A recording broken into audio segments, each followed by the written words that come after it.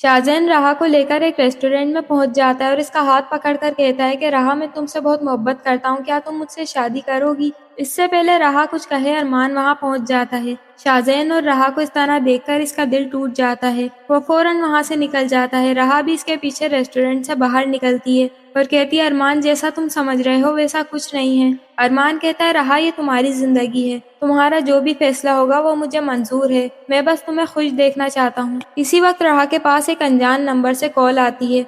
वो कॉल उठाती है तो वसीम की खौफनाक आवाज गूंजती है। वो कहता है, अभी के अभी मेरी भेजी हुई लोकेशन पर पहुंच जाओ, अदील हमारे कब्जे में है। अगर तुमने अरमान को कुछ बताया या कोई और होशियारी की तो इसकी लाश तुम तक पहुंच जाएगी। राहा ये सुनकर घबरा जाती है और फौरन वहां से जाने लगती है। अरमान इससे पूछने की कोशिश करता है मगर वो इसे कुछ नहीं बताती। अरमान छुपकर इसकी गाड़ी का पीछा करता है। राहा इस सुनसान जगह पर पहुंच जाती है। वसीम और जरियून ने अदील को एक कुर्सी से बांध कर रखा होता है। राहा अदील के पास जाती है और कहती है, मामू आप बिल्कुल परेशान मत हो, ये लोग आपका कुछ नहीं बिगाड़ सकते। अरमान ये सब छुपकर देख रहा होता है और अपने मोबाइल में सब कुछ रिकॉर्ड कर लेता है। वहीं जरियून इसके आगे अपनी फाइल रखता है और कहता है, अभी के अभी इस पर साइन करो और अपने मामू को यहाँ से ले जाओ। अदील चिल्लाता है कि राहा कुछ भी हो जाए इस पर साइन मत करना, मगर मामू के खातिर राहा मजबूर होती है। वो फौरन पेपर्स पर साइन कर देती है। अरमान भी पुलिस को कॉल कर देता है। वहीं शाहजहान भी इनका पीछा करते हुए वहां पहुंच जाता है और वसीम इसे देखकर घबरा जाता है और कहता है, हमारे मना करने के बावजूद ये यहाँ कैसे आया? वो गुस्से में अपनी बंदूक निकालकर राहा पर गोली चला देता है। इसी वक्त अरमान राहा के सामने आ जाता है और गोली सीधा इसे लग जाती है। पीछे से पुलिस भी वहां पहुंच जाती है और जरियून और वसीम को रंगे हाथों पकड़ लेती है। वो लोग अरमान को फौरन हॉस्पिटल पहुंचाते हैं। इसकी हालत बहुत खराब होती है। कुछ देर बाद डॉक्टर आकर बताते हैं कि अरमान को होश आ चुका है, आप लोग इससे मिल सकते हैं। राहा इसके पास जाती है और कहती है, अरमान मुझे माफ कर दो, मैं तुम्हें गलत समझती थी, तुमने तो मेरे खातिर अपनी जान की भी परवाह नहीं की। अरमान कहता है, राहा मैं तुमसे वाकई बहुत मोहब्बत करता हूँ, लेकिन तुम्हारे साथ कोई जोर जबरदस्ती नहीं करना चाहता। अगर तुम्हें शाहजहान पसंद है तो मुझे कोई एतराज नहीं। इसी वक्त शाहजहान भी वहाँ पहुँच जाता है और खुद राहा से कहता है कि मैंने आज जो कुछ भी देखा इसके बाद मुझे यकीन हो गया है कि अरमान से ज्यादा तुमसे कोई मोहब्बत नहीं कर सकता। अब मैं खुद चाहता हूँ कि तुम अरमान के साथ हमेशा खुश रहो। इस तरह अदील राहा और अरमान की शादी करवाने का फैसला करता है। वो और अदील इन दोनों की शादी करवाते हैं। अरमान की बनाई हुई वीडियो और तमाम सबूतों को देखने के बाद अदालत वसीम और जारियून को सख्त सजा सुनाती है और अदील और राहा की प्रॉपर्टी इन दोनों को वापस दिलवाती है। इस तरह कहानी का एंड दिखाया जा सकता है। तो ये सिर्फ एक प्रिडिक्शन वीडियो है, कहानी में कुछ और भी दिखाया जा सकता है। तो आपको क्या लगता है हमें कमेंट्स करके ज़रूर बताइएगा। वीडियो अच्छी लगी हो तो लाइक करें और चैनल को सब्सक्राइब करना मत भूलिएगा। राहा जारून की मीठी बातों में आकर शाहजहान से कहकर कंपनी के शेयर्स खरीद लेती है। जारून चालाकी से राहा से प्रॉपर्टी के पेपर्स पर सिग्नेचर करवा लेता है और अगले ही दिन प्रॉपर्टी के सारे भारी लॉस का अकेला जिम्मेदार आराहा को करार दे देता है। राहा जब देखती है कि उसका सारा बिजनेस तबाह हो रहा है और जारून उसकी कॉल भी नहीं उठा रहा तो उसके होश उड़ जाते हैं। वो परेशान होकर अरमान को कॉल करती है और रोते हुए बताती है, अरमान, जारून ने मेरे साथ बहुत बड़ा फ्रॉड कर दिया है और पता नहीं वो सारा पैसा लेकर कहां गायब हो गया है। जैसे ही राहा परेशानी की हालत में ऑफिस से बाहर आ रही होती है, जारून का एक गुंडा गाड़ी से उसका डरावना एक्सीडेंट करवा देता है। राहा खून में लथपथ वहीं बेहोश हो जाती है। इत्तेफाक से शाहजहान वहां से गुजर रहा होता है। राहा की ऐसी हालत देखकर वो घबरा जाता है और फौरन उसे उठाकर हॉस्पिटल भागता है। शाहजहान उसी वक्त अरमान को कॉल करके इस डरावने एक्सीडेंट की खबर देता है। अरमान बिना वक्त जाया किए एडील अंकल को लेकर परेशानी में हॉस्पिटल पहुंचता है। दूसरी तरफ जारून लालच में अंधा होकर अपने घर में अदील और राहा के सारे पैसे अपने वीआईपी बैग में भर रहा होता है। अरमान हॉस्पिटल में मरिया को बताता है, मुझे अपनी सीक्रेट रिसोर्सेज से पता चल गया है कि जारून ने दुबई की फ्लाइट बुक करवा ली है और वासिम और जारून आज ही मुल्क छोड़कर भाग रहे हैं। अरमान फौरन मारिया को हॉस्पिटल से अपने साथ गाड़ी में बिठाता है। वो जारून की लाइव लोकेशन ट्रेस करते हुए सीधा उसके घर पहुंच जाता है। जारून जैसे ही बैग पकड़े अपना दरवाजा खोलता है, सामने मरिया को जिंदा देखकर उसके पैरों तले जमीन निकल जाती है। वो हकलाते हुए अनजान बनने की कोशिश करता है, बेबी तुम यहाँ आ गई, मैं तुम्हारे पास ही आ रहा था। लेकिन मरिया गुस्से में आग बबूला हो जाती है और जारून के मुंह पर एक जोरदार थप्पड़ रसीद करती है। जरून, अब तुम्हारा घिनौना खेल हमेशा के लिए खत्म हो गया। तभी पीछे से पुलिस की फोर्स आगे बढ़ती है और जारून और वसीम को हथकड़ियां लगाकर अरेस्ट कर लेती है। जारून रोते हुए मरिया से माफिया मांगता है, मुझे माफ कर दो, लेकिन पुलिस उन दोनों बाप बेटे को घसीटते हुए वैन में डालती है और सीधा जेल की काल कोठरी में बंद कर देती है, जहां अब उनकी किस्मत में सारी जिंदगी के पछतावे के सिवा और कुछ नहीं। दूसरी तरफ हॉस्पिटल में राहा की तबीयत ठीक हो जाती है और कबीर उसे हिफाजत से घर ले आता है। अगले ही दिन शाहजैन हाथ में गुलाब का गुलदस्ता लिए राहा के घर आता है और कबीर से राहा के रिश्ते के लिए बात करता है। कबीर खुशी से रिश्ते के लिए हाँ कर देते हैं, लेकिन तभी अरमान और आदिल भी वहाँ दाखिल हो जाते हैं। अरमान आगे बढ़ता है और सबके सामने कहता है, राहा मैं सिर्फ तुमसे मोहब्बत करता हूँ। फिर वो अपनी जेब से मोबाइल निकालता है और ए साया की सारी सीक्रेट ऑडियो रिकॉर्डिंग सबको सुना देता है। मामी आसिया की यह घिनौनी साजिश सुनने के बाद राहा रो पड़ती है। वो फौरन आगे बढ़कर अरमान को अपने गले से लगा लेती है और माफी मांगती है। शाहजैन यह सब देखकर समझ जाता है और मुस्कुराते हुए राहा से कहता है, राहा तुम अरमान से सच्ची मोहब्बत करती हो, तुम्हें इसी से शादी करनी चाहिए। जब एडील को अपनी बीवी आसिया की इस घटिया साजिश का पता चलता है तो वो गुस्से में पागल हो जाते हैं। वो फौरन घर पहुंचते हैं, आयसाया के मुंह पर थप्पड़ मारते हैं और उसे 3 बार तलाक देकर हमेशा के लिए अपने घर से धक्के मारकर निकाल देते हैं। उसके बाद अरमान पुलिस के जरिए जारून और वासीम के अकाउंट से सारे पैसे निकलवा कर एडील का बिजनेस दोबारा आसमान पर पहुंचा देता है। राहा भी अब पूरे कॉन्फिडेंस के साथ अपने नाना का बिजनेस ज्वाइन कर लेती है। एक दिन अरमान मुस्कुराते हुए राहा के पास आता है और उसे शादी के लिए प्रपोज करता है। राहा शर्म से हाँ कर देती है। अगले ही दिन कबीर मौलवी साहब को बुलवाते हैं और खुशी खुशी दोनों का धूमधाम से निकाह पढ़वा देते हैं, जिसके बाद अडील भी अपना सारा बिजनेस और एम्पायर राहा और अरमान के नाम कर देता है। तो दोस्तों, क्या एडील ने धोखेबाज आसिया को तलाक देकर बिल्कुल सही फैसला किया? अपनी कीमती राय कमेंट सेक्शन में लाजमी बताइएगा और हमारे चैनल को लाइक, शेयर और सब्सक्राइब करना मत भूलना। ये हमारी प्रेडिक्शन है जो सिर्फ एंटरटेनमेंट पर्पस के लिए बनाई गई है। अदील घर आकर आसिया को बताता है कि तारा की मौत हो गई है, जिससे वो कहती है अच्छा हुआ ये मर गई। जिसके बाद अदील गुस्से में आकर आसिया के मुंह पर एक जोरदार चमाट मार देता है और कहता है, चुप,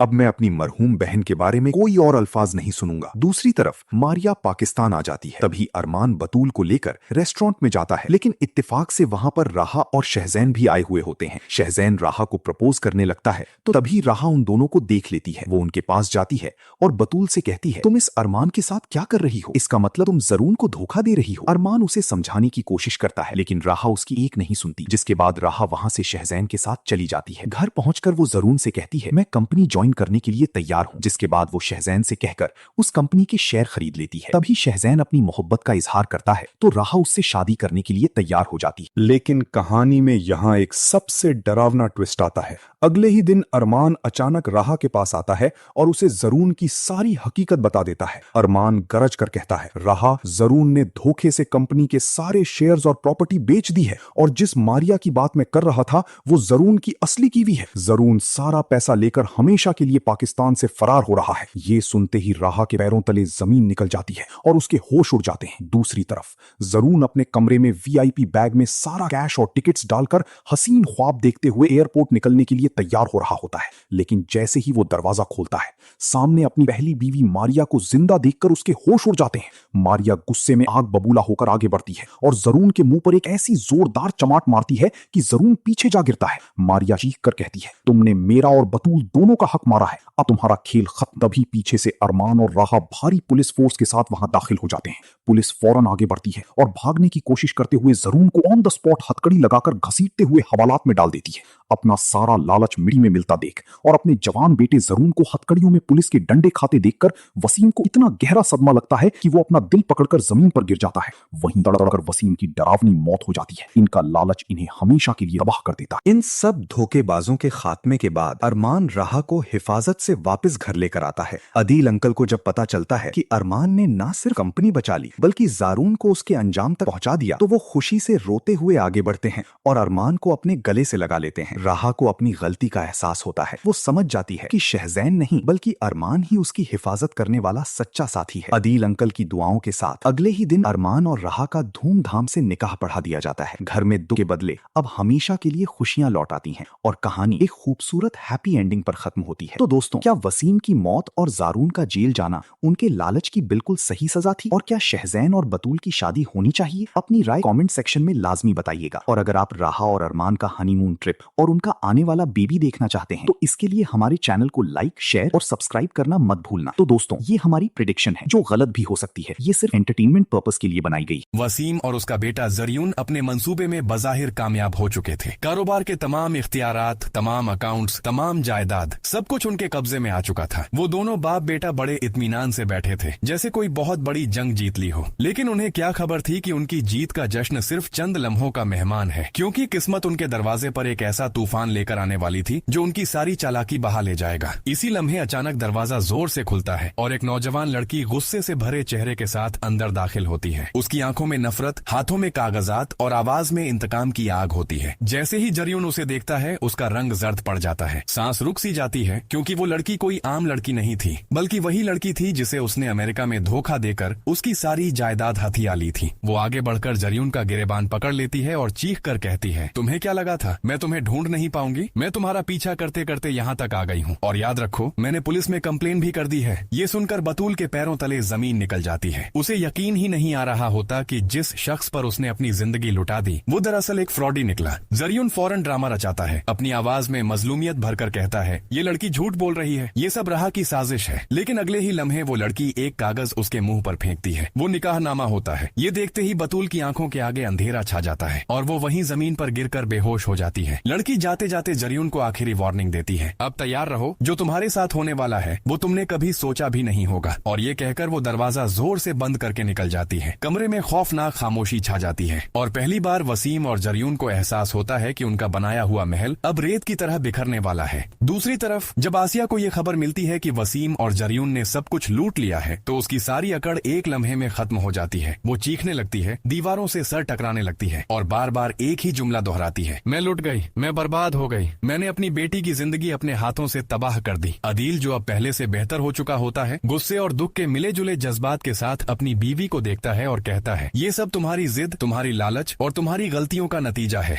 आखिरकार आसिया हिम्मत हार जाती है और अपने तमाम गुनाहों का एतराफ कर लेती है। वो रोते हुए कहती है, हाँ, मैंने सब कुछ किया, मैंने साजिशें की, मैंने लोगों को धोखा दिया और आज अल्लाह ने मुझे उसकी सजा दे दी। ये सुनकर अदील फौरन फोन उठाता है और एक नंबर डायल करता है, अरमान, अब हमें तुम्हारी जरूरत है, अगर तुम ना आए तो शायद हमारा कुछ भी बाकी ना रहे। ये अल्फाज सुनते ही अरमान एक लम्हा भी जाया नहीं करता। वो अपनी टीम के साथ फौरन हरकत में आ जाता है, क्योंकि वो पहले ही वसीम और जरियून की सरगर्मियों पर नजर रखे हुए होता है। चंद ही घंटों में पुलिस का घेराव तंग हो जाता है और वसीम और जरियून को गिरफ्तार कर लिया जाता है। लेकिन कहानी यहाँ खत्म नहीं होती, क्योंकि असल इम्तिहान अभी बाकी था। अब कहानी का रख बदलता है और मंजर आता है राहा की जिंदगी की तरफ। राहा अपनी माँ की मौत के सदमे से अभी पूरी तरह बाहर नहीं आई थी। उसकी दुनिया उजड़ चुकी थी, उसके दिल में एतमाद टूट चुका था और वो अब किसी के सहारे के बजाय अपने कदमों पर खड़ा होना चाहती थी। इसीलिए उसने एक नई नौकरी शुरू की और एक नई जिंदगी का आगाज करने का फैसला किया। लेकिन उसे क्या खबर थी कि इस नई जिंदगी में एक नया मोड़ उसका इंतजार कर रहा है। पहले ही दिन जब वो अपने नए बॉस से मिलती है तो दोनों के दरमियान एक अजीब सी कशिश पैदा हो जाती है। बॉस उसकी मेहनत, उसकी सादगी और उसके मजबूत हौसले से बेहद मुतासिर हो जाता है और आहिस्ता आहिस्ता उसके दिल में एक नरम सा एहसास जन्म लेने लगता है, जिसे वो मोहब्बत समझ बैठता है। एक दिन दफ्तर में वो मुस्कुराते हुए राहा से कहता है, मैं बहुत खुश हूँ कि तुम जैसी लड़की मेरी टीम में आई। मैं तुम्हें सिर्फ अपनी मुलाजिम नहीं समझता, बल्कि एक बातिमाद दोस्त समझता हूँ, और सच कहूँ तो मैं चाहता हूँ कि तुम मेरी जिंदगी का हिस्सा बन जाओ। राहा ये बात सुनकर खामोशी से मुस्कुरा देती है, क्योंकि उसके दिल में मोहब्बत नहीं बल्कि सिर्फ एक सहारा मिलने की खुशी होती है। लेकिन बाहर दरवाजे के पीछे खड़ा अरमान ये सब सुन रहा होता है। उसका दिल एक लम्हे में टूट जाता है और वो खामोशी से पीछे मुड़ जाता है। उसे लगता है कि राहा ने अपनी जिंदगी में आगे बढ़ने का फैसला कर लिया है और उसकी जिंदगी में अब उसके लिए कोई जगह नहीं रही। लेकिन उसे क्या खबर कि राहा की मुस्कुराहट के पीछे अभी भी दर्द, तन्हाई और खौफ छुपा हुआ है। और अब सवाल ये है, क्या वसीम और जरियून वाकई कानून के शिकंजे से बच पाएंगे? क्या आसिया अपनी गलतियों का कफ्फारा अदा कर सकेगी? और सबसे बढ़कर, क्या राहा अपनी नई जिंदगी में सच्ची मोहब्बत पहचान पाएगी, या फिर किस्मत उसके लिए एक और इम्तिहान तैयार कर रही है? अगली किस्त में होने वाला है एक और बड़ा धमाका, जहां सच और झूठ की जंग अपने आखिरी मरहले में दाखिल होने वाली है।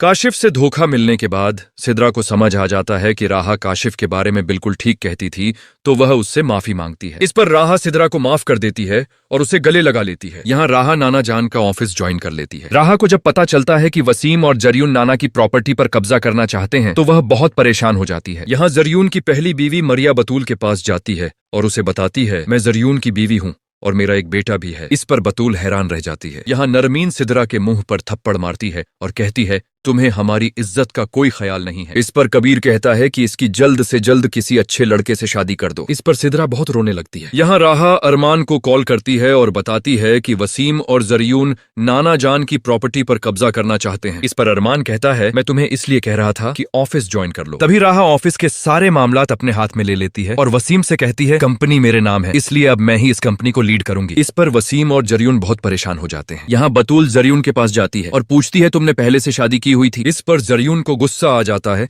और वह बतूल के मुंह पर थप्पड़ मार देता है। इस पर बतूल बेहोश हो जाती है और जरियून डरकर बतूल को हॉस्पिटल ले जाता है। हॉस्पिटल में डॉक्टर बताते हैं कि बतूल प्रेग्नेंट है। इस पर जरियून बहुत परेशान हो जाता है। यहाँ नरमीन सिद्रा के लिए लड़का ढूंढ लाती है और कुछ दिनों बाद सिद्रा की शादी हो जाती है। यहाँ अदील और आसिया को जब पता चलता है कि बतूल हॉस्पिटल में है तो वह दोनों फौरन हॉस्पिटल पहुंच जाते हैं। तभी बतूल को होश आ जाता है और अदील नाना बनने की खुशखबरी सुनकर बहुत खुश होता है और बिल्कुल ठीक हो जाता है और अपने पैरों पर चलने लगता है। फिर बतूल अदील और आसिया को बताती है कि जरियून ने पहले से शादी की हुई है। ये सुनकर दोनों हैरान रह जाते हैं और उन्हें बहुत गुस्सा आता है। यहाँ राहा अरमान के साथ मिलकर नाना जान की प्रॉपर्टी के पेपर्स वसीम और जरियून से ले लेती है। यहाँ अदील जरियून का गिरबान पकड़कर कहता है, तुमने मेरी बेटी को धोखा दिया है, मैं तुम्हें जान से मार दूंगा। इस पर जरियून कहता है, मैंने ऐसा कुछ नहीं किया, वह लड़की मेरी बीवी नहीं है, वह झूठ बोल रही है। इस पर बतूल कहती है कि मैं जरियून के साथ नहीं रहना चाहती। इस पर आसिया बतूल को अपने साथ ले जाती है। जरियून और वसीम को जब पता चलता है कि राहा ने प्रॉपर्टी के पेपर्स ले लिए हैं तो वह राहा को किडनैप करवा लेते हैं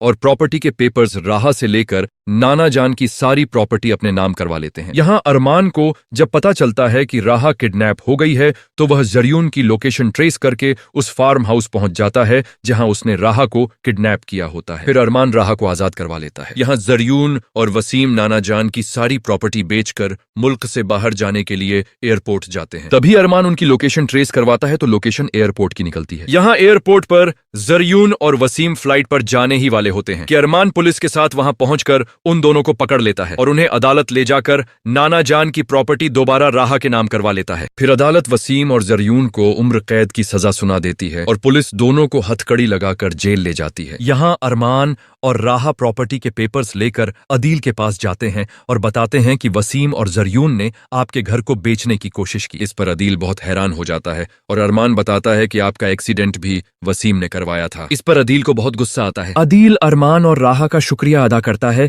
कि तुम दोनों ने मुझे बर्बाद होने से बचा लिया। तभी अरमान राहा को शादी के लिए प्रपोज कर देता है और राहा अरमान से कहती है, मुझे सोचने के लिए कुछ वक्त चाहिए। दोस्तों, अगर आप अरमान और राहा की शादी देखना चाहते हैं तो हमारे चैनल को सब्सक्राइब जरूर करें। This video is for educational and entertainment purpose only. कुछ सच ऐसे होते हैं जो देर से सामने आते हैं, मगर जब आते हैं तो सब कुछ बदल देते हैं। आखिरकार वो लम्हा आ ही गया जब बैरिस्टर रफीक को सब कुछ याद आ गया। वो बाहर मुल्क था मगर अचानक एक पुराना केस उसके जहन में ताजा हो गया। लंदन का वो केस, एक लड़की जो इंसाफ मांग रही थी, वो बार बार एक ही नाम ले रही थी। एक लड़का जिसने उससे मोहब्बत का ड्रामा किया, शादी की, उसकी सारी जायदाद हड़प ली और फिर उसे छोड़कर पाकिस्तान फरार हो गया। और वो लड़का कोई और नहीं, जरियून था। बैरिस्टर रफीक को जैसे ही ये हकीकत याद आई, उसने फौरन अपने दोस्त वकील से राब्ता किया जिसके पास उस लड़की का केस मौजूद था। तमाम सबूत, तमाम तफसील अब वाज़ेह थी। रफीक ने एक लम्हा जाया कि बगैर अरमान को कॉल की। अरमान, मुझे सब याद आ गया है। ये जरियून वही लड़का है, लंदन वाला। ये और इसका बाप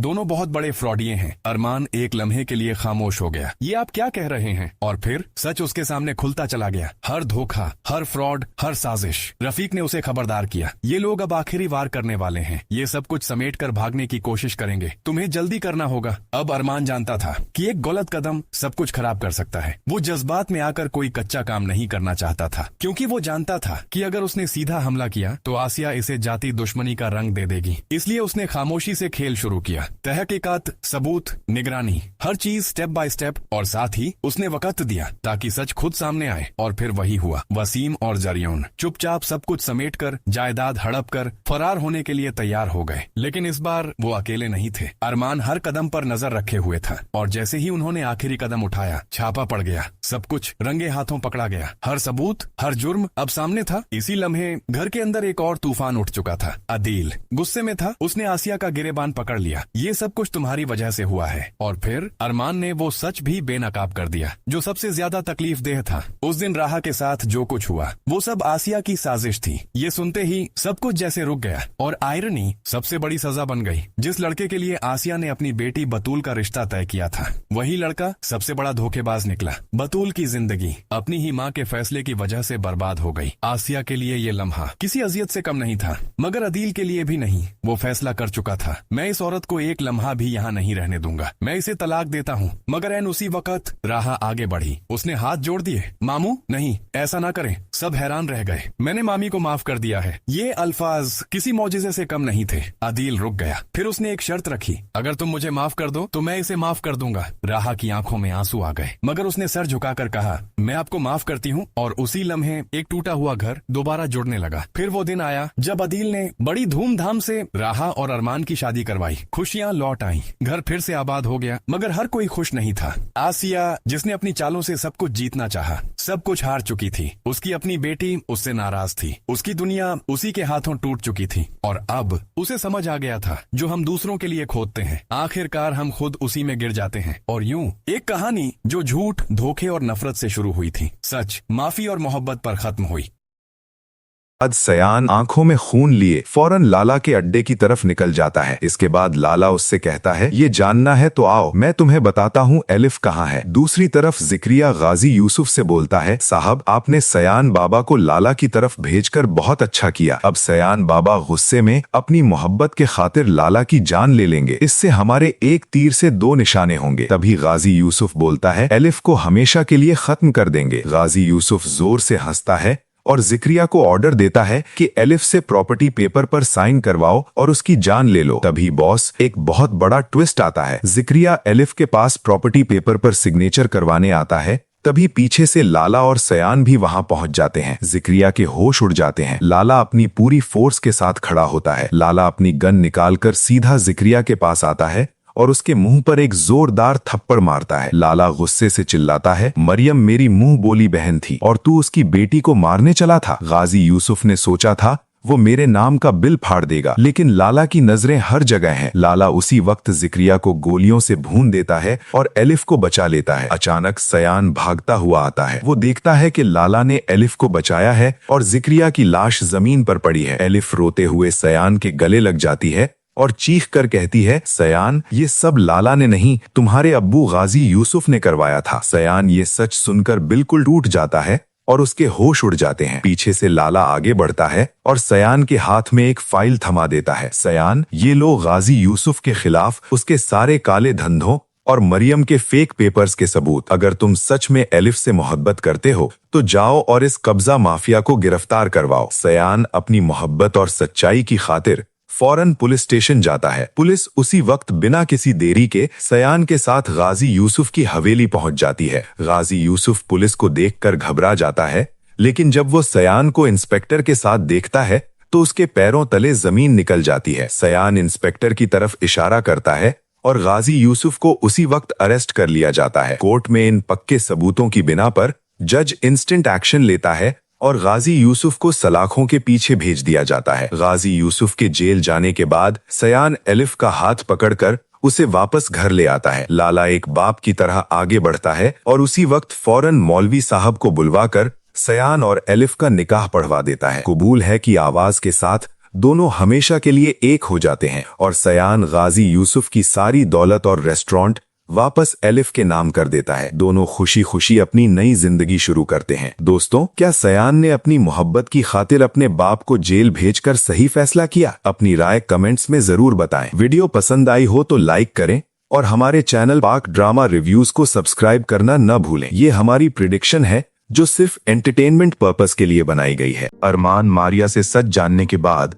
बतूल को कॉल मिलाता है और बोलता है, बतूल, जारून तुम्हें धोखा दे रहा है, जिस पर अरमान उसे मिलने के लिए रेस्टोरेंट बुलाता है। बतूल जैसे ही वहां पहुंचती है, अरमान उसके सामने मारिया और जारून की शादी की वो तस्वीरें रख देता है जो उसने अमेरिका में छुपकर की थी। अपने शौहर की गद्दारी देखकर बतूल के होश उड़ जाते हैं। अरमान आगे बढ़कर पूछता है, मैंने जो नाना जान की वसीयत तुम्हें दी थी, क्या तुमने उस पर साइन करवा लिए? बतूल रोती हुई बताती है कि वो फाइल तो जारून ने अपने कब्जे में कर ली है। बतूल गुस्से में घर पहुंचती है और वो फाइल खोलकर देखती है तो पता चलता है कि नाना जान ने सारा बिजनेस राहा के नाम कर दिया था। उसी वक्त जारून के मोबाइल पर उसके वकील की कॉल आती है जो गलती से बतूल उठा लेती है। वकील बताता है, जारून साहब, अदील की सारी प्रॉपर्टी आपके नाम हो गई है, अब जितना जल्दी हो सके मुल्क से निकल जाएं, वरना बैंक वाले सब हड़प लेंगे। ये सुनते ही बतूल के पांव तले जमीन निकल जाती है। वो फौरन अरमान को कॉल करके बताती है कि जारून और वसीम सारा बिजनेस चुराकर अमेरिका भागने वाले हैं। उधर जारून एयरपोर्ट की टिकट्स बुक करवाने जाता है। जब वो वापस आता है तो बतूल देखती है कि वसीम और जारून बैग्स में सारा कैश भर रहे हैं। बतूल अरमान को इशारा करती है तो अरमान कहता है, इन्हें हर हाल में रोक के रखना, मैं पुलिस लेकर आ रहा हूँ। बतूल दिमाग लड़ाती है और शैतानी चाल चलते हुए जारून और वसीम की चाय में नींद की दवाई मिलाकर उन्हें पिला देती है। दूसरी तरफ अरमान पुलिस स्टेशन जाकर उन दोनों के खिलाफ FIR कटवाता है और भारी नफरी लेकर घर पहुँचता है। लेकिन वसीम की नजर पुलिस की गाड़ियों पर पड़ जाती है। वो फौरन जारून को उठाता है और दोनों पीछे के दरवाजे से निकलकर एयरपोर्ट की तरफ निकल जाते हैं। अरमान जब घर में दाखिल होता है तो गार्ड बताता है कि वो फरार हो चुके हैं। अरमान उसी वक्त अपनी पावर का इस्तेमाल करता है और उनके मोबाइल की लोकेशन ट्रेस करवा लेता है। पता चलता है कि वो एयरपोर्ट के रास्ते पर हैं। अरमान पुलिस के साथ हवा की रफ्तार से उनका पीछा करता है। एयरपोर्ट पर जैसे ही जारून टिकट लेकर फ्लाइट की तरफ बढ़ता है, अचानक उसके सामने मारिया आ जाती है। मारिया को देखकर जारून के होश उड़ जाते हैं। वो चालाकी से उसे मनाने की कोशिश करता है, बेबी तुम यहाँ कैसे, मैं तुम्हारे पास ही आ रहा था। लेकिन मारिया गुस्से में आग बबूला हो जाती है और जारून के मुंह पर एक जोरदार थप्पड़ रसीद करती है। तभी अरमान और राहा पुलिस के साथ वहाँ पहुँचते हैं। पुलिस जारून और वसीम को हथकड़ी लगाकर घसीटते हुए हवालात में बंद कर देती है। लेकिन बॉस, कहानी में अभी एक और खौफनाक ट्विस्ट बाकी था। राहा जब घर पहुंचती है तो पता चलता है कि सिद्रा घर पर नहीं है। उसके कमरे में एक खत मिलता है जिस पर लिखा था कि वो काशिफ के साथ भाग रही है। ये सदमा कबीर बर्दाश्त नहीं कर पाते और उन्हें अचानक शदीद हार्ट अटैक आ जाता है। अरमान उन्हें हॉस्पिटल ले जाता है और पीछे से काशिफ का पता लगवाता है। काशिफ एक घर में सिद्रा का हाथ पकड़कर उसे हैरेस करने की कोशिश कर रहा होता है। अरमान वहां पहुंचकर काशिफ की ऐसी पिटाई करता है कि वो खून में लथपथ हो जाता है। अरमान सिद्रा को लेकर हॉस्पिटल पहुंचता है। कबीर बीमारी की हालत में अरमान का हाथ पकड़ते हैं और राहा को बुलाकर कहते हैं, बेटी मेरी आखिरी ख्वाहिश है कि तुम अरमान से शादी कर लो। अगले ही दिन मौलवी साहब को बुलवाया जाता है और सबकी मौजूदगी में राहा और अरमान का धूमधाम से निकाह हो जाता है। अदील अंकल की तबीयत भी बेहतर हो जाती है और राहा को शादी के तोहफे में एक चमकती हुई गाड़ी गिफ्ट करते हैं। अदील कहते हैं, बेटी अब तुम अपना बिजनेस संभालोगी, किसी के पास जॉब करने की जरूरत नहीं। दूसरी तरफ शाहजीन को जब पता चलता है कि राहा की शादी हो गई है और उसकी बहन बतूल के साथ कितना बुरा हुआ, तो हमदर्दी में बतूल का हाथ मांगने उसके घर पहुंच जाता है। दोस्तों, क्या राहा इस रिश्ते के लिए बतूल को मना लेगी? मुझे तो लगता है कि शाहजेन और बतूल की शादी जरूर होगी। आपकी जो भी राय है कमेंट्स में लाजमी बताएं और चैनल को सब्सक्राइब करें। ये हमारी प्रेडिक्शन है जो सिर्फ एंटरटेनमेंट पर्पस के लिए बनाई गई है। राहा ऑफिस से वापसी आ रही होती है, तभी बैरिस्टर रफीक ने घबराहट में राहा का रास्ता रोका और उसके पास आकर कहा, राहा, वसीम और जरून ने मुझे झूठ बोला था कि तुम बाहर मुल्क चली गई हो। वो दोनों अदील का सारा बिजनेस तबाह कर रहे हैं और उन्होंने मार्केट से करोड़ों का उधार ले लिया है। ये भयानक सच जानकर राहा के होश उड़ जाते हैं। वो फौरन बैरिस्टर रफीक से कहती है कि इन दोनों धोखेबाजों पर हमेशा नजर रखें, वो अपने नाना का बिजनेस यूं बर्बाद नहीं होने देगी। उधर अदील के घर में एक बहुत बड़ा फ्रॉड चल रहा था। आसिया ने जब से प्रॉपर्टी के पेपर्स वसीम को दिए थे, वसीम ने गद्दारी करते हुए वो सारा घर बैंक में गिरवी रखवाकर एक बहुत बड़ी रकम निकलवा ली थी। तभी राहा को इस घिनौनी साजिश और अदील मामू को दी जाने वाली गलत दवाइयों का पूरा सच पता चल जाता है। वो समझ जाती है कि अदील को कभी ठीक ना होने देने की साजिश चल रही है ताकि सारी प्रॉपर्टी वसीम अपने नाम करवा ले। उसी वक्त राहा फौरन अरमान को कॉल करती है और पूरी हकीकत बताती है। कुछ ही देर में राहा और अरमान पुलिस की भारी नफरी को साथ लेकर सीधा आसिया के घर पहुंचते हैं। राहा को वहां देखकर आसिया आग बबूला हो जाती है और चीखती है, तू यहाँ क्यों आई है, निकल जा यहाँ से। आसिया गुस्से में आकर राहा को जोरदार थप्पड़ मारने के लिए अपना हाथ उठाती है, लेकिन पीछे से अरमान आगे बढ़ता है और हवा में ही उसका हाथ दबोच लेता है। अब नहीं आसिया बेगम, तुम्हारा खेल खत्म हो चुका है। अरमान सबके सामने गरजते हुए वसीम और जरून का सारा फ्रॉड खोल देता है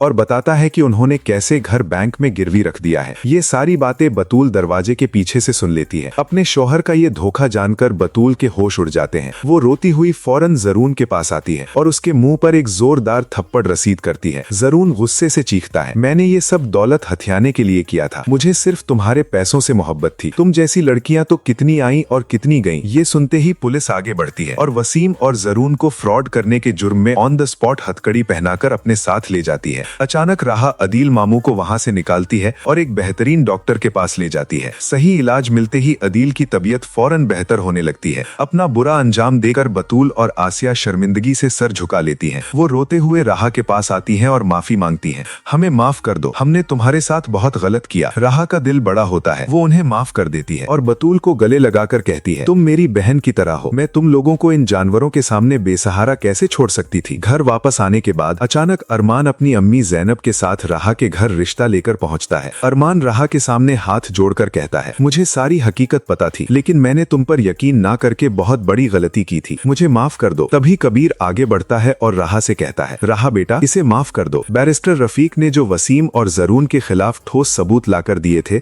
वो अरमान ने ही जान पर खेलकर जमा किए थे। ये हकीकत जानकर राहा के होश उड़ जाते हैं और वो रोते हुए अरमान को गले लगा लेती है। जब अदील मामू को राहा और अरमान की शादी की डेट फिक्स होने की खबर मिलती है तो वो खुशी से झूम उठते हैं। अगले ही दिन अरमान राहा को शादी की शॉपिंग के लिए एक बड़े मॉल में ले जाता है। अगले दिन धूमधाम से दोनों का निकाह रखा जाता है। मौलवी साहब दोनों से पूछते हैं, क्या आपको ये निकाह कबूल है? दोनों एक दूसरे को देकर खुशी खुशी कहते हैं, हमें ये निकाह कबूल है। निकाह के बाद अरमान अपनी प्यारी दुल्हन राहा को अपने घर ले आता है। कमरे में अरमान मुस्कुराते हुए राहा का हाथ पकड़ता है और मुंह दिखाई में उसे एक बहुत कीमती डायमंड की अंगूठी गिफ्ट करता है। दोस्तों, क्या आप लोग इनका प्यारा सा बच्चा देखना चाहते हैं? तो हमारे चैनल को फौरन लाइक, शेयर और सब्सक्राइब कर दें। ये हमारी प्रेडिक्शन है जो सिर्फ एंटरटेनमेंट पर्पस के लिए बनाई गई है। अरमान सीधा बैरिस्टर रफीक के पास जाता है और नाना जान की आखिरी वसीयत की कॉपी निकलवाता है। जैसे ही वो देखता है कि नाना जान ने आखिरी वक्त में सारी प्रॉपर्टी और बिजनेस सिर्फ और सिर्फ राहा के नाम कर दिया है, तो अरमान के होश उड़ जाते हैं। उसी वक्त अरमान सच बताने के लिए राहा को कॉल करता है, लेकिन वो गुस्से में उसकी कॉल रिसीव नहीं करती। अरमान गाड़ी भगाता हुआ सीधा उसके घर पहुंचता है तो पता चलता है कि राहा ऑफिस गई है। बिना एक सेकंड जाया किए अरमान सीधा ऑफिस पहुंचता है तो उसे पता चलता है कि राहा तो कब की निकल चुकी है। जिसके बाद वो कबीर से पूछता है तो वहां पर घर पर भी नहीं पहुंची होती। वो ऑफिस के सीसीटीवी चेक करता है तो पता चलता है कि जरून जबरदस्ती राहा को अपने साथ बिठाकर लेकर जा रहा है। जिसके बाद वो फौरन राहा की मोबाइल लोकेशन ट्रैक करता है। उधर घर में अदील बेड पर पड़ा राहा को याद करके रो रहा होता है, जिस पर आसिया आकर कहती है, वो जा चुकी है अदील, अब वो यहाँ कभी वापस नहीं आएगी। दूसरी तरफ जरून राहा को अपने घर लाता है तो वसीम गुस्से में पिस्तौल राहा के सर पर रख देता है और गरजता है, आज इस प्रॉपर्टी फाइल पर चुपचाप साइन कर दो राहा, वरना यही जान से मार दूंगा। अपनी मौत को इतने करीब देकर राहा की सांसें थम जाती हैं। जरून आगे बढ़कर जबरदस्ती राहा से पेन पकड़वाता है, लेकिन पीछे से अरमान राहा की लोकेशन ट्रैक करते हुए वहां तक पहुंच जाता है और गुस्से में जरून का गिरेबान पकड़ लेता है। वसीम गुस्से में आकर अरमान पर गोली चलाने ही वाला होता है कि तभी कबीर पूरी फोर्स के साथ अंदर आते हैं। पिस्तौल नीचे फेंक दो वसीम, इंस्पेक्टर चीखता है। पुलिस को वहां देकर वसीम और जरून के होश उड़ जाते हैं। जरून डर के मारे खिड़की से कूदकर भागने की कोशिश करता है, लेकिन उसी वक्त हवलदार आगे बढ़कर उसे कॉलर से दबोच लेता है। पुलिस दोनों बाप बेटे को फ्रॉड और मर्डर अटेम्प्ट के जुर्म में हथकड़ी लगाकर घसीटते हुए जेल ले जाती है। दूसरी तरफ घर में आसिया को जब इनकी गिरफ्तारी का पता चलता है तो वो बौखला जाती है। वो फौरन अदील के खाने में जहर मिलाने लगती है ताकि अदील को मारकर खुद उसकी प्रॉपर्टी अपने नाम करवा ले, लेकिन पीछे से बतूल ये खौफनाक मंजर देख लेती है। बतूल चीखती हुई आगे बढ़ती है, अम्मी आप ये क्या कर रही हैं? और फौरन अरमान को कॉल कर देती है। अचानक अरमान, राहा और पुलिस की गाड़ियां घर के अंदर दाखिल होती हैं। अपने सारे रास्ते बंद देकर आसिया वही जहर खुद पीने की कोशिश करती है, लेकिन इंस्पेक्टर आगे बढ़कर उसके हाथ से गिलास छीन लेता है। डर, घबराहट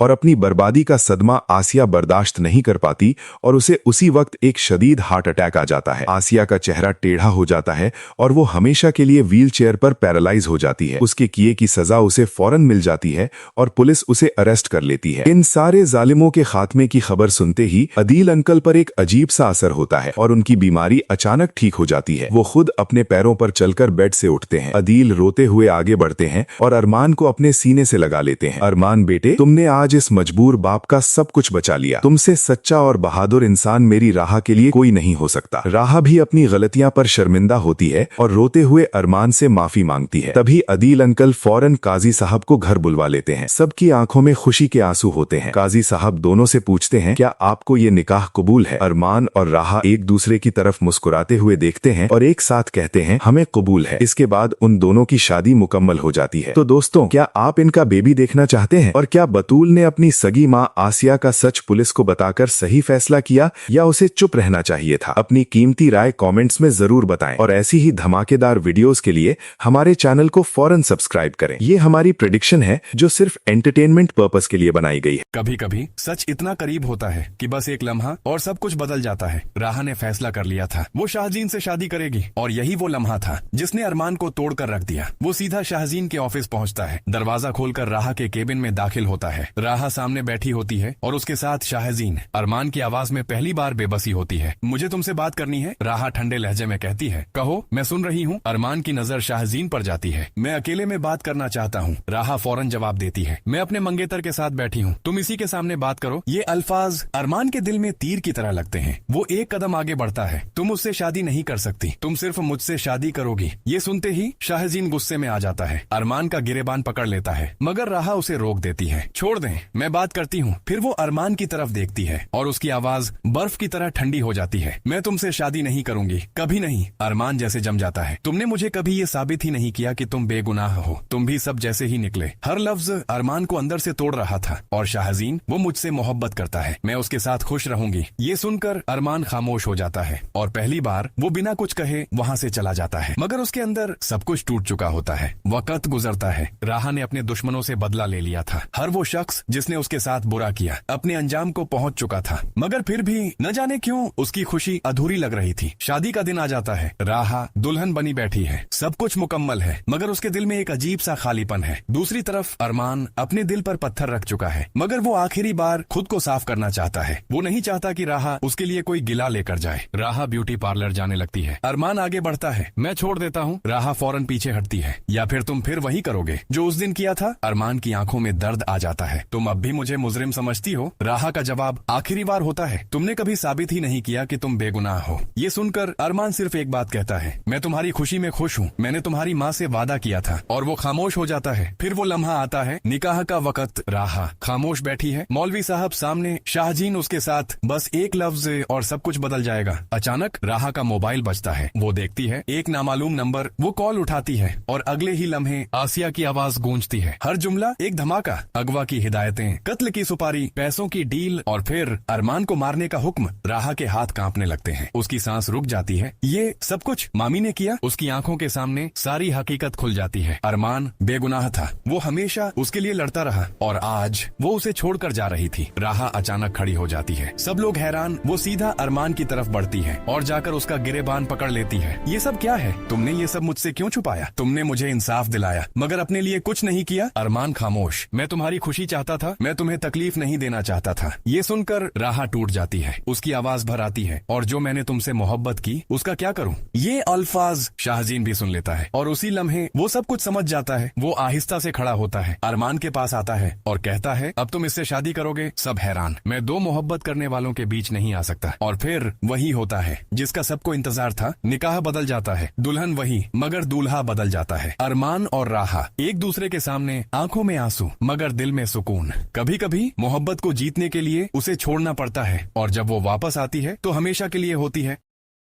गाजी यूसुफ अपने बंदे जिक्रिया को बुलाता है और गुस्से से चिल्लाता है, अब पावर का इस्तेमाल करने का वक्त आ गया है। कितने भी पैसे लगें, उस रेस्टोरेंट के फेक पेपर्स बनवाओ। हर हाल में मुझे वो जगह चाहिए। अगले ही दिन जिक्रिया फेक पेपर्स तैयार करवाकर गाजी यूसुफ को दे देता है। अचानक अगले दिन गाजी यूसुफ पूरी पुलिस फोर्स लेकर रेस्टोरेंट पहुंच जाता है और जबरदस्ती मरियम को बाहर निकालकर रेस्टोरेंट खाली करवा लेता है। अपनी जिंदगी भर की मेहनत को यूं उजड़ता देखकर मरियम ये सदमा बर्दाश्त नहीं कर पाती। अचानक उनके सीने में शदीद दर्द होता है। एलिफ रोती हुई उन्हें फौरन हॉस्पिटल लेकर भागती है, लेकिन वहां पहुंचते ही पता चलता है कि टेंशन की वजह से उनका हार्ट फेल हो गया है। वहीं बेड पर तड़पकर उनकी मौत हो जाती है। तभी सियान को जब मरियम की मौत की खबर मिलती है तो वो भागता हुआ हॉस्पिटल पहुंचता है, लेकिन तब तक उनकी तदफीन कर दी जाती है। कब्रिस्तान पहुंचकर अपनी अम्मी की कब्र के पास एलिफ आंखों में खून लिए ये ठान लेती है कि जिसने भी ये किया है वो उससे चुन चुन कर बदला लेगी। तभी उसे पता चलता है कि ये सब सियान के अब्बू गाजी यूसुफ का किया धरा है। बदला लेने के लिए एलिफ एक बहुत खौफ खौफनाक चाल चलती है और सियान को अपनी झूठी मोहब्बत के जाल में फंसा लेती है। वो आहिस्ता आहिस्ता सियान को अपने ही बाप के खिलाफ कर देती है। जिन जिन मजलूम लोगों के साथ गाजी यूसुफ बुरा करता है, एलिफ सियान से कहकर उन सब का भला करवा देती है और गाजी का बिजनेस तबाह होने लगता है। एक दिन सियान एलिफ को एक शानदार रेस्टोरेंट में लेकर जाता है। वो घुटनों के बल बैठकर उसे फूल देता है और कहता है, मैं तुमसे बेइंतहा मोहब्बत करता हूँ और तुमसे शादी करना चाहता हूँ। लेकिन तभी एलिफ जोर से हंसती है और साफ इनकार करते हुए कहती है, मैंने तो ये सब कुछ तुमसे और तुम्हारे जालिम बाप गाजी यूसुफ से अपनी अम्मी मरियम की मौत का बदला लेने के लिए किया था। ये जानने के बाद सियान के होश उड़ जाते हैं। वो तड़प कर कहता है, तुम मेरे साथ ऐसा नहीं कर सकती एलिफ। लेकिन एलिफ उसे वहीं रोता छोड़कर चली जाती है। सियान टूटा हुआ घर आता है और रोते हुए गाजी यूसुफ को बताता है, एलिफ ने मुझे धोखा दिया है, लेकिन मैं उसके बगैर जिंदा नहीं रह सका। ये सुनकर गाजी यूसुफ आग बबूला हो जाता है। अगले दिन गाजी यूसुफ एलिफ के पास जाता है और कहता है, तुमने जो किया है उसकी तुम्हें बहुत भयानक सजा मिलेगी। एलिफ निडर होकर कहती है, मैंने सिर्फ अपना बदला लिया है। तभी उसी रात जब एलिफ हॉस्पिटल से वापस आ रही होती है, पीछे से गाजी यूसुफ के गुंडे एक बड़े ट्रक से एलिफ की गाड़ी को जोरदार टक्कर मारते हैं। गाड़ी के परखच्चे उड़ जाते हैं और एलिफ की वहीं बेदर्दी से मौत हो जाती है। जैसे ही सियान को एलिफ की मौत का पता चलता है, वो अपना जहनी तवाजुन खो बैठता है और मेंटली तौर पर पागल हो जाता है। उसी वक्त उसे मेंटल हॉस्पिटल में एडमिट करवा दिया जाता है। कुछ वक्त बाद जब उसकी हालत थोड़ी बेहतर होती है, तो वो अपनी इस दर्दनाक मोहब्बत को भुलाने के लिए अमेरिका चला जाता है। लेकिन वहां सड़क पर चलते हुए अचानक उसकी नजर एक लड़की पर पड़ती है। वो बिल्कुल एलिफ की हमशक्ल इल्हाम होती है। ये देखने के बाद सियान के होश उड़ जाते हैं। वो भागता हुआ उसके पास जाता है और रोते हुए उसका हाथ पकड़ लेता है एलिफ, लेकिन वो गुस्से में अपना हाथ छुड़ाती है और एक जोरदार थप्पड़ सियान के मुंह पर मारती है। थप्पड़ की गूंज से सियान वहीं जमीन पर गिर जाता है। एलिफ गुस्से से चिल्लाती है, खबरदार जो मुझे छूने की कोशिश की, मैं एलिफ नहीं, उसकी जुड़वा बहन इल्हाम हूँ। अचानक वहाँ पीछे से एक काली गाड़ी आकर रुकती है, जिसमें से एक बहुत ही ताकतवर और खतरनाक शख्स बाहर निकलता है।